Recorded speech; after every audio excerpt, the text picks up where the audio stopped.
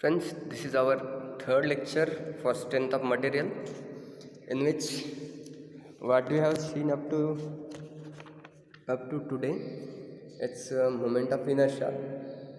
We have defined it is the product of area of the surface and square of the distance between centroid and the axis of rotation. Then radius of gyration, that is, it is distance from the axis of rotation to the uh, up to which the whole mass of body is to be concentrated. Then radius of gyration, in which is ratio of moment of inertia to the area of the surface. And then section modulus, which is equals to this denoted by z, and ratio of inertia to the distance of extreme layer from the neutral axis. Then neutral axis also we have discussed.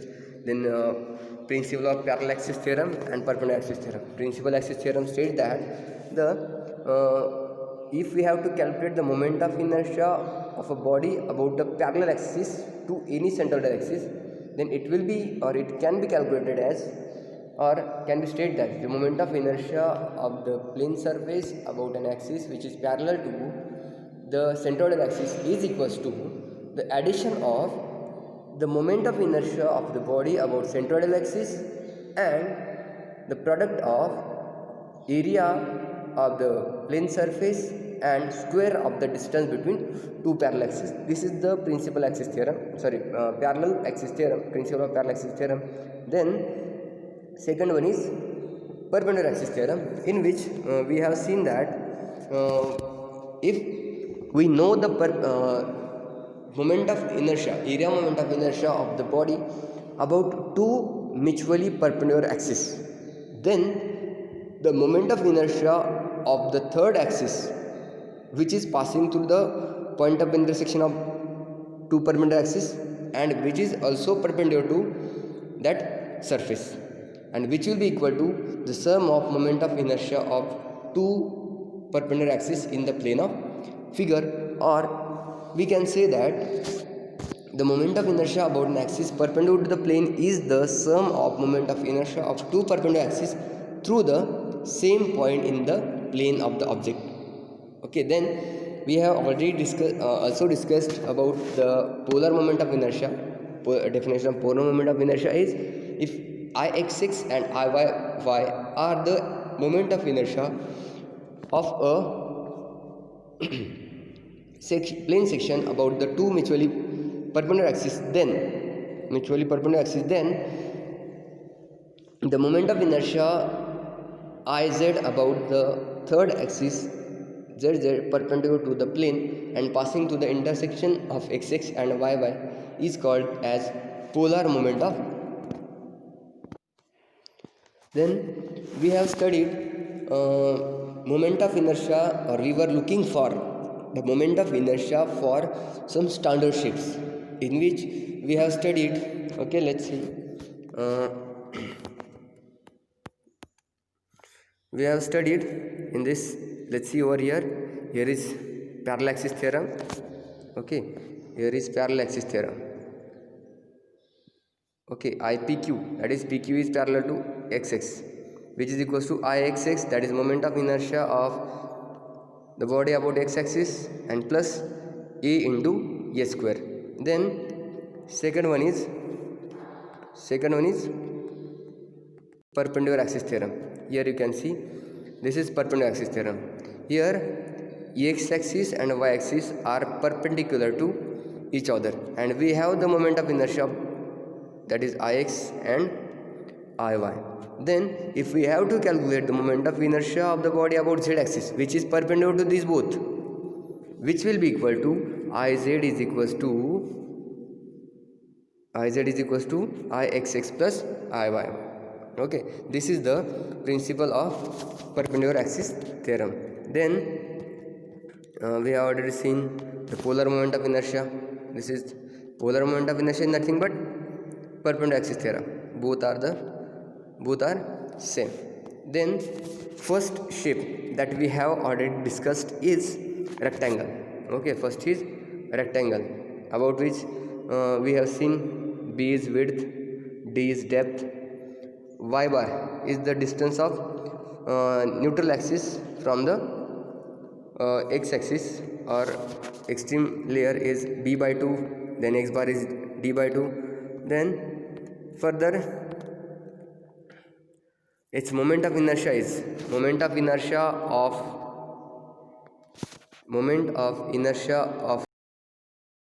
rectangle. Consider this is figure, this was rectangle, this is x axis, this one is y axis, this is ex. Then moment of inertia about this x axis is b d cube by 12, this is b and this one is d, depth. Okay, b d cube by 12. And about y axis, this y axis is what? It is db cube by 12. And now as every square is rectangle, therefore for square b is equals to d. For the square we have b is equals to d. Therefore put in this equation b is equals to d, we will get d raised to 4 upon 12. Therefore moment of inertia of the square about any axis is equals to b or d raised to 4 by 12 or b raised to 4 by 12. Any equation can be considered. Okay, then hollow rectangular section. We have studied the moment of inertia of the hollow rectangular section about x and y axis. Here is the formula. You can see over here capital B, capital D. Capital B, capital D are the dimension of outer rectangle. Okay, there are two rectangles, inner and outer. So capital B, capital D are the dimension of outer rectangle, and small b and small d are the dimension of internal rectangle. What will be the moment of inertia for such figure? It is given over here. That is moment of inertia about the x-axis, that is horizontal axis. Okay, you can see over here, that is x-axis is equals to capital B, capital D cube by 12 minus small b, small d cube by 12. And about y-axis, here it is given capital D b cube upon 12 minus d b cube by 12, vice versa. Then up to this we have studied in last lecture. Now for today, for circular section, what is moment of inertia? If A is the area of the circular section, that is pi by 4 d square, where d is diameter. Okay, d is diameter of the circular cross section, then x bar and y bar will be the same, that is distance of the neutral axis from the extreme layer, that is it will be d by 2. Then therefore moment of inertia about any axis, because for circular section x and y axis will be, or moment of inertia about x and y axis will be same, and which is equals to pi by 64 d raised to 4. Okay, this is the moment of inertia of circular. This is not hollow, this is just circular section, which is equals to pi by 64 d raised to 4.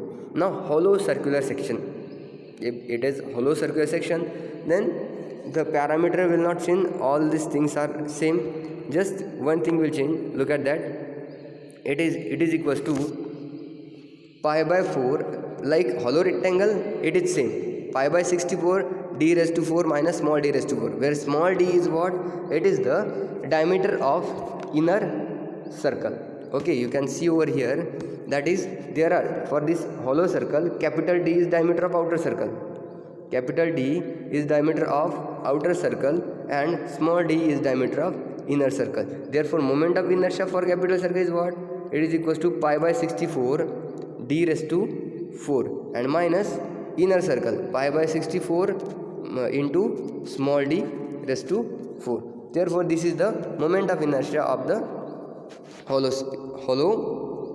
circular cross section, which is given over here, that is pi by 64 d raised to 4 minus small d raised to 4. Okay, now for semicircular section, we have seen that for circular section. Now look for the semicircular section. Now capital R is the radius, capital D is the diameter of that circular section, semicircular section.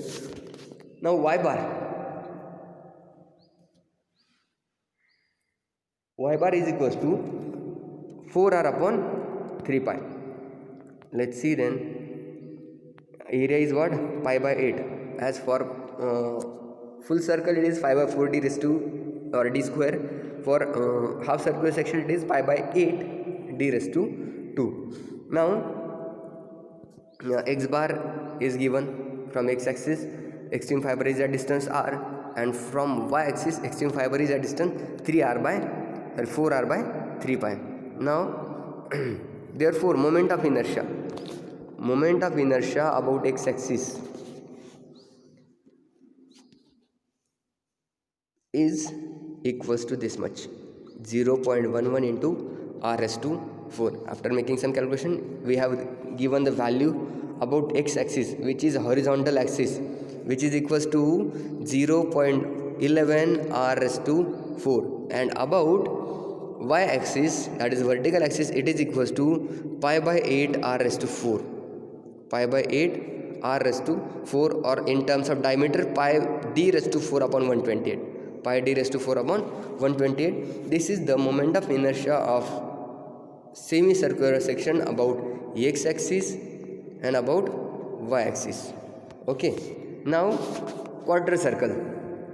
If the figure is quarter circle, then let's see what is moment of inertia about x axis and about y axis. First calculate the x bar and y bar, that is distance of neutral axis from the y axis and x axis. Okay, for x bar is what? 4r by 3 pi, and y is also equals to 4r by 3 pi. Now therefore the moment of inertia of this quarter circle about x axis and y axis will be same, and that is equals to 0.055 r raised to 4. Okay, now please recall that for semicircle it is equals to 0.11 r raised to 4 about x axis, and about y axis it is pi d raised to 4 upon 128, and for quarter circle it is equals to, for both the axis it is same, that is 0.055 r raised to 4. This is the moment of inertia of the quarter circle about x axis and about y axis, that is 0.055 r raised to 4. Now for triangular section, first clearly see that figure. It is isosceles triangle. Okay, or for equilateral triangle and isosceles triangle, both things are same. Keep in mind, y bar is h by 3 and x bar is equals to b by 2, where b is base and h is the height. If isosceles, for isosceles and equilateral triangle, if the figure are of these two type, isosceles or equilateral, these two type of triangle, if their h is height having b is base, then y bar and x bar are the distance of neutral axis from extreme fiber. For y bar it will be h by 3, and for x bar it will be b by 3. Now let's see the moment of inertia for such figure, or for such triangle. It is given as bh cube by 36, bh cube by 36. For triangle, equilateral or isosceles, moment of inertia about x axis, that is horizontal axis, is bh cube by 36, and about vertical axis, that is hb cube by 48. Keep in mind that hb cube by 48. All this formula you have to remember to solve the example in exams. Okay, kindly read this, all the formula of moment of inertia, because you must at the time of exam. This is very simple.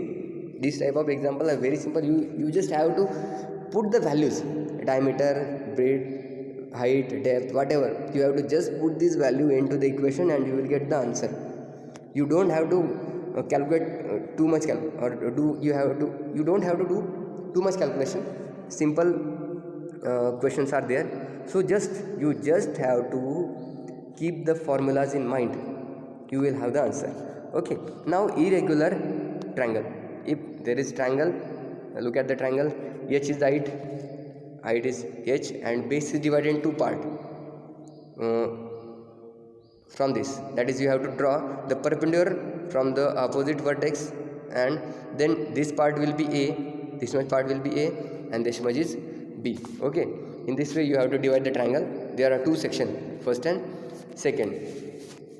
Okay, you have split the triangle, both are having same height but base are different. Okay, you can see the base is different. For triangle 1, this is triangle 1, a is the base, okay, and b is the base of second triangle. For both the triangle, height is same. Area of total triangle is 1/2 a plus b, that is total base, into height. Then the moment of inertia the moment of inertia about y axis, only one axis is given, that is y axis, this axis. If it is passes through this point, in that case only we have given the formula, that is ha cube by 12 plus hb cube by 12. Okay, keep this formula in mind. We have not given x axis, so we are not looking for that. We just have the moment of inertia of that figure, irregular triangle, about vertical axis, y axis, which is passing through this vertex and perpendicular to the base. For this condition, we have the moment of inertia equals to ha cube, a is smaller, okay, ha cube by 12 plus hb cube by 12. Now moment of inertia of semi circular section, not semicircular. Let's see what happened here. Now here is also, here also a triangle is given. You can by using have given the formula. Okay, base width, h is height, moment of inertia about base is ab, bh cube by 12 about base is given, and moment of inertia about mn, bh cube by 4. By using principal axis you can calculate this. Okay, this is simple. We will see in further coming lecture. Okay, up to from tomorrow or from next lecture, we are going to study different or to solve different type of problems. So before next lecture, you must be prepared for the formulas of all the moment of inertia for all shapes. Okay, before attending the lecture, please read all the formula and keep in mind all this formula. Without that you can't understand the solved problem. Okay, again we will study, let's discuss all this moment of inertia rapidly. Okay, first is what? For rectangle it is equals to what? It is equals to bd cube by 12 and db cube by 12. Okay, then for square it is same, d raised to 4 by 12. Now for hollow you use the internal moment of inertia from external. That is again same equation can be write bd cube by 12 upon bd cube by 12 minus bd cube by 12, or db cube by 12 minus db cube by 12. Then for circular cross section it is equals to pi d raised to 4 upon 64. And for hollow, for like rectangle, you have to do same thing. Okay, here pi d raised to pi by 64, d raised to 4 minus small d raised to 4. Then for semicircular cross section it is also given, that is 0.11 r raised to 4 about xx, and about yz it is 5 by 8 r raised to 4. Now about for quarter circle it is same for both the axes, that is 0.055 upon r raised to 4. For triangle it may be isosceles or equilateral.